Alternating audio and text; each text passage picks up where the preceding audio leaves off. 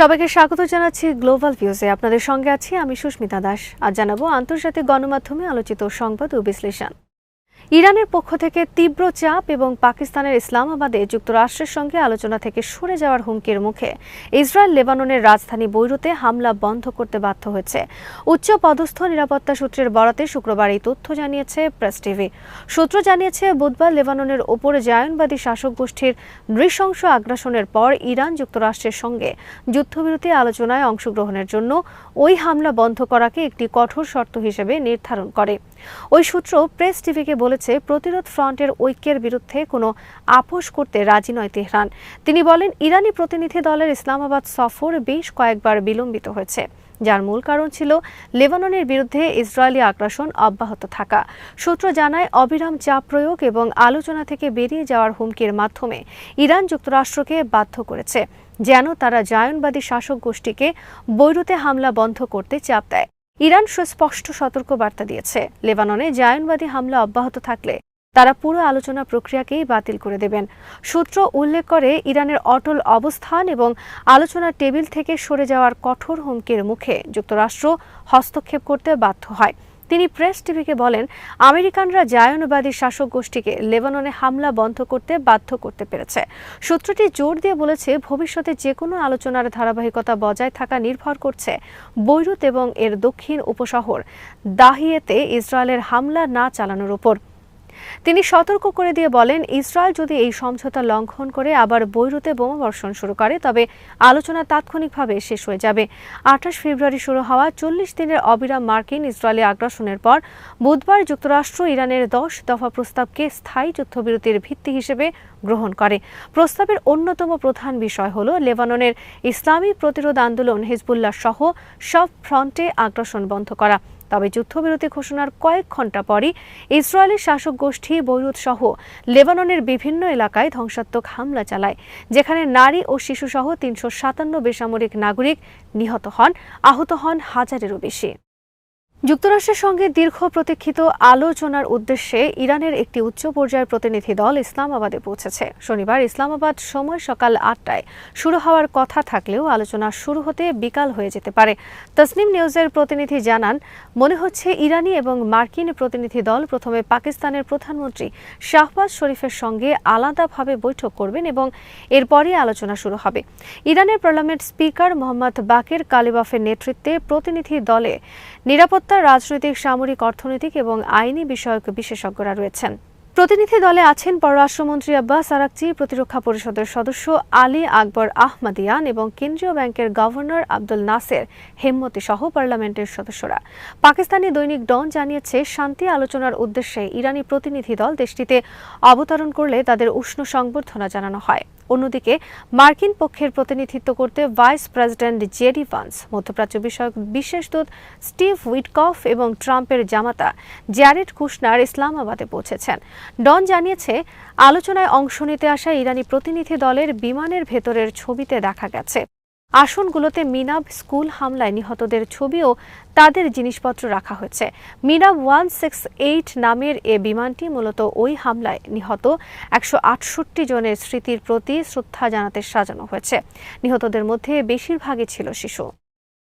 এমন এক পরিস্থিতিতে এই আলোচনা অনুষ্ঠিত হচ্ছে যখন তেহরান কঠোরভাবে হুঁশিয়ারি দিয়েছে, যদি ইরান ও প্রতিরোধ ঐক্যের জন্য সন্তোষজনক চুক্তি স্বাক্ষরিত না হয় এবং পুনরায় সংঘাত শুরু হয় তবে ইরান মধ্যপ্রাচ্যে মার্কিন স্বার্থ এবং জায়নবাদী শাসক গোষ্ঠীর ওপর চরম আঘাত হানবে। ইসলামাবাদ বিমানবন্দরে পৌঁছানোর পর সাংবাদিকদের সঙ্গে আলাপকালে পার্লামেন্ট স্পিকার মোহাম্মদ বাকির কালিবাফ যুক্তরাষ্ট্রের প্রতি তেহরানের গভীর অবিশ্বাসের কথা স্পষ্টভাবে জানিয়ে দেন। তিনি বলেন, গত 1 বছরের মধ্যে 2 বার আলোচনার মধ্যবর্তী সময় এবং ইরানের সদিচ্ছা থাকার পরও তারা আমাদের উপর হামলা চালিয়েছে এবং অসংখ্য যুদ্ধাপরাধ সংঘটিত করেছে। তিনি আরও বলেন, আমাদের সদিচ্ছা রয়েছে কিন্তু মার্কিনীদের প্রতি আমাদের কোনো আস্থা নেই। কালিবাফ জোর দিয়ে বলেন, যদি মার্কিন পক্ষ প্রকৃত কোনো চুক্তিতে আসতে প্রস্তুত থাকে এবং ইরানি জাতির অধিকার স্বীকার করে নেয়, তবে ইরানও একটি চুক্তির জন্য প্রস্তুত। তবে ওয়াশিংটন যদি আলোচনাকে কেবল একটি লোক দেখানো নাটক বা প্রতারণা হিসেবে ব্যবহার করতে চায়, তবে তেহরানের নিজ সক্ষমতার উপর নির্ভর করেই ইরানের জনগণের অধিকার রক্ষা করতে প্রস্তুত। তিনি সাম্প্রতিক আগ্রাসনের সময় ইরানের সফল প্রতিরক্ষামূলক ও পাল্টা আঘাতের কথা উল্লেখ করে বলেন, জাতীয় স্বার্থ রক্ষা এবং সার্বভৌমত্ব বজায় রাখতে ইরান যে কোনো পরিস্থিতির জন্য প্রস্তুত রয়েছে। এখন সবার দৃষ্টি শনিবার শুরু হওয়া এই আলোচনার দিকে, যা মধ্যপ্রাচ্যের চলমান উত্তেজনার মোড় নির্ধারণ করতে পারে।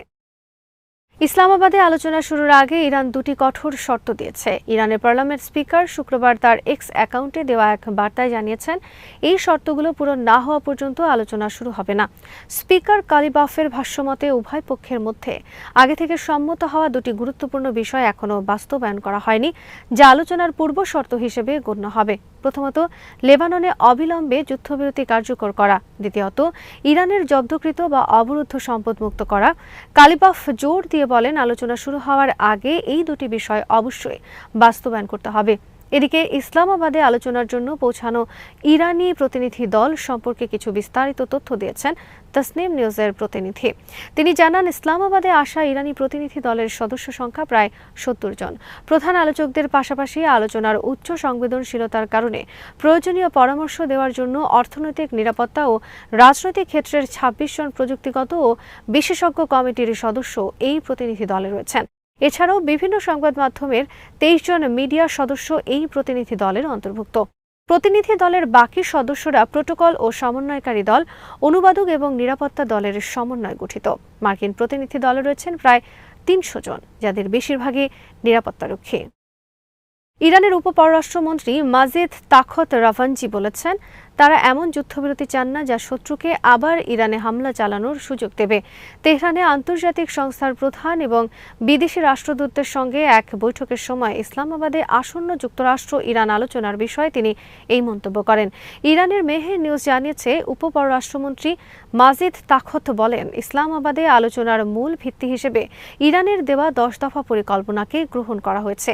ইরান সবসময় কূটনীতি এবং সংলাপকে স্বাগত জানায়, তবে তা এমন কোনো সংলাপ নয় যা মিথ্যা তথ্যের উপর ভিত্তি করে প্রতারণার উদ্দেশ্যে করা হয়, কিংবা ইরানের বিরুদ্ধে নতুন করে সামরিক আগ্রাসনের পথ সুগম করার লক্ষ্যে করা হয়। উপপররাষ্ট্রমন্ত্রী বলেন, আমরা এমন যুদ্ধবিরতি চাই না যা আক্রমণকারী শত্রুকে পুনরায় সজ্জিত হয়ে আবার আক্রমণ করার সুযোগ দেয়, এবং একথা আমরা মধ্যস্থতাকারী দেশগুলোকে স্পষ্ট জানিয়েছি। লেবাননের সাধারণ মানুষের ওপর ভয়াবহ ইসরায়েলি বিমান হামলার তীব্র নিন্দা জানিয়ে হিজবুল্লাহর মহাসচিব শেখ নাঈম কাসেম একে যুদ্ধক্ষেত্রে ইসরায়েলি বাহিনীর পুঞ্জীভূত ব্যর্থতা ঢাকার মরিয়া প্রচেষ্টা হিসেবে অভিহিত করেছেন। শুক্রবার লেবাননের জনগণের উদ্দেশ্যে দেওয়া এক বার্তায় শেখ কাসেম বুধবারের হামলায় শহীদদের প্রতি গভীর শোক প্রকাশ করেন এবং আহতদের দ্রুত আরোগ্য কামনা করেন। হিজবুল্লাহ প্রধান বলেন, গত ৪০ দিন ধরে শত্রু বাহিনী কেবল ব্যর্থতাই অর্জন করেছে। তাদের বসতিগুলো এখন ভয় ও যন্ত্রণায় নিমজ্জিত। তাদের পরিকল্পনাগুলো বিপর্যস্ত এবং কর্মকর্তারা কেবল ফাঁপা হুমকি দিয়ে যাচ্ছেন, যার কোনো কার্যকর প্রভাব নেই। তিনি আরও বলেন, ইসরায়েল শুরুতে লিটানি নদী পর্যন্ত পৌঁছানোর লক্ষ্য নির্ধারণ করলেও পরবর্তীতে তাদের উদ্দেশ্য বারবার পরিবর্তন করতে বাধ্য হয়েছে। বর্তমানে তারা কেবল ধ্বংসযজ্ঞ চালানোর পথ বেছে নিয়েছে। হিজবুল্লাহ যোদ্ধাদের তীব্র প্রতিরোধের মুখে ইসরায়েলি বাহিনীর অগ্রযাত্রা থমকে গেছে এবং অনেক স্থানে তাদের সাঁজোয়া যান ধ্বংস হয়েছে। শেখ কাসেম জোর দিয়ে বলেন, হিজবুল্লাহর যোদ্ধারা তাদের সাহস ও কৌশল দিয়ে শত্রুর উচ্চাকাঙ্ক্ষাকে ধূলিসাৎ করে দিয়েছে। ইসরায়েল বুঝতে পেরেছে ১ লাখ সেনা মোতায়েন করেও তারা দক্ষিণ লেবানন দখল করতে পারবে না। শেখ কাসেম বৈরুত সরকারের প্রতি আহ্বান জানিয়ে বলেন, দখলদার বাহিনীর সঙ্গে আলোচনায় কোনো প্রকার ছাড় দেওয়া হবে না। তিনি দ্ব্যর্থহীন ভাষায় বলেন, আমরা আগের সেই পরিস্থিতিতে ফিরে যাওয়া মেনে নেব না। তিনি চূড়ান্ত হুঁশিয়ারি দিয়ে বলেন, প্রতিরোধ লড়াই শেষ নিঃশ্বাস পর্যন্ত চলবে। লেবাননের মানুষের রক্ত আমাদের ভূমি মুক্ত করার সংকল্পকে আরও দৃঢ় করেছে। রাষ্ট্র, সেনাবাহিনী, জনগণ এবং প্রতিরোধ যোদ্ধারা ঐক্যবদ্ধভাবে আমাদের দেশের সার্বভৌমত্ব রক্ষা করবে এবং দখলদারদের বিতাড়িত করবে। এদিকে ইসরায়েলের যুদ্ধবিরতি লঙ্ঘনের জবাবে শুক্রবার ইসরায়েলি সামরিক ও কৌশলগত স্থাপনাগুলোতে ব্যাপক মাত্রায় পাল্টা হামলা চালিয়েছে হিজবুল্লাহ। হিজবুল্লাহর পক্ষ থেকে জানানো হয়েছে, ইসলামী বিপ্লবের নেতা আয়াতুল্লাহ সাইদ আলী খামেনির শাহাদাত এবং গত এক বছর ধরে ইসরায়েলি বাহিনীর নিরবিচ্ছিন্ন যুদ্ধবিরতি লঙ্ঘনের জবাব দিতেই তারা এই পাল্টা অভিযানে নেমেছেন। লেবাননের প্রতিরক্ষা এবং সাধারণ মানুষের সুরক্ষায় হিজবুল্লাহর যোদ্ধারা শুক্রবার দিনব্যাপী ইসরায়েলের অভ্যন্তরে এবং সীমান্ত এলাকায় শ্বাসরুদ্ধকর অভিযান চালান। এদিন কিরিয়াত শমনা, ইয়ারন, আভিম, স্লোমি এবং গরিন সহ বিভিন্ন ইসরায়েলি বসতি ও সামরিক ঘাঁটিতে দফায় দফায় রকেট হামলা ও ড্রোন আক্রমণ চালানো হয়। ইসরায়েলের হাইফার উত্তরে ক্রায়ত এলাকা, আশদোদ বন্দরের সামরিক ঘাঁটি এবং আক্কা শহরের উত্তরে অবস্থিত স্রাগ্রা ঘাঁটি, যেখানে গোলানি ব্রিগেডের প্রশাসনিক সদর দপ্তর অবস্থিত, সেখানে উচ্চ ক্ষমতা সম্পন্ন ক্ষেপণাস্ত্র ও ড্রোন দিয়ে আঘাত করা হয়। দক্ষিণ লেবাননের বিনতে জুবাইর শহরের আল ইশরাক স্কুলের আশেপাশে ইসরায়েলি সেনা ও যানবাহনের ওপর বেশ কয়েকবার রকেট হামলা চালানো হয়। তাছাড়া আইতা আল শাব শহরে ঘরবাড়ি ভাঙার কাজে ব্যবহৃত ইসরায়েলি সামরিক বুলডোজারগুলোকেও আঘাত করা হয়। অনেক হামলায় রকেট ব্যারেজের পাশাপাশি ঝাঁকে ঝাঁকে ড্রোন ব্যবহার করে ইসরায়েলি প্রতিরক্ষা ব্যবস্থাকে ব্যতিব্যস্ত রাখা হয়। হিজবুল্লাহ জানিয়েছে, তাদের যোদ্ধারা তাদের শৌর্যের পরিচয় দিয়ে ইসরায়েলি সামরিক বাহিনীর অবস্থানগুলোতে প্রচণ্ড আঘাত এনে তাদের পরিকল্পনাগুলোকে নস্যাৎ করে দিয়েছেন। তারা স্পষ্টভাবে বলেছেন, লেবাননের গ্রাম, শহর এবং বৈরুতের দক্ষিণ উপশহরের উপর ইসরায়েলি হামলা অব্যাহত থাকলে তাদের এই পাল্টা জবাবও চলতে থাকবে। আজ এখানেই শেষ করছি। সবাই ভালো থাকুন, সুস্থ থাকুন আর দেখতে থাকুন বিডি ভিউজ। চ্যানেলটি ভালো লাগলে সাবস্ক্রাইব করুন, সংযুক্ত থাকুন আমাদের ফেসবুক পেজে।